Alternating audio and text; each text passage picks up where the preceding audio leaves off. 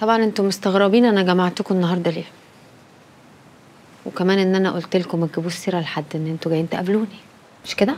بصراحه حتى انا والولا سبت في السكه قاعدين نسال يعني هي حنه عايزانا ليه؟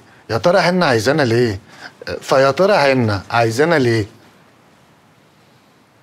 انت لسه بتحب شادية يا عاطف؟ لا طبعا. بس هي لسه بتحب. بس انا ما بقتش. عيني في عينك كده يا عاطف. طب ما عينك في عين السبت.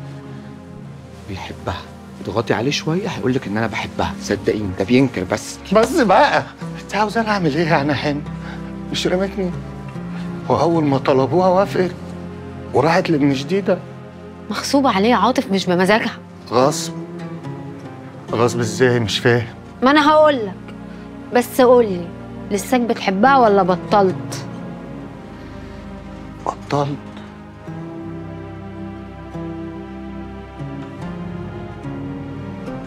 انا ما عرفتش ابطل احبها، وابطل احبها ازاي وهي الحاجه الوحيده اللي انا حبيتها. ده انا سالت نفسي انت بتحب ايه في الدنيا؟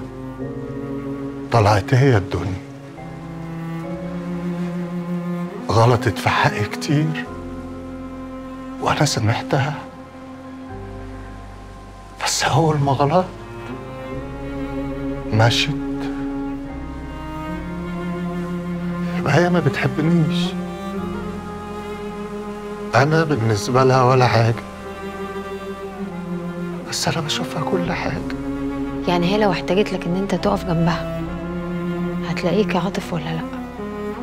ده انا ارمي نفسي في النار علشان ايه بقى الهبل ده؟ ايه اللي انت بتقول ايه بقى؟ ارجع لي بقى بظهرك كده ورا. ارجع لي بظهرك ورا. لا مؤاخذة ست الكل، عشان نقول كلام في مكانه وموزون. شادية اختارت راجل تاني. ايه ده؟ شادية؟ اوعى تصدقها. صحيح الكلام اللي سمعته ده يا عاطف؟ قول لا، قول لا. لا انا بقول اي كلام يعني، اصل انا ما خدتش السمبلكس 500. يعني مش هتقف جنبي يا عاطف؟ ده انا ارمي نفسي في النار علشانك يا شادية. صاحبي متخلف. صاحبي متخلف؟ بس ما هو انت صوت الضمير اللي جوايا. اقعد يابا. انت يا قوم اقف.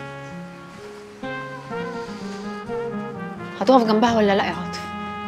انا ارمي نفسي في النار علشانها حن. ايه ده؟ هتقف جنب صاحبك ياض ولا هتطلع عاطف؟ ايه؟ ايه؟ هقف جنب صاحبي. ايه ده؟ عاطف ايه؟ حلو،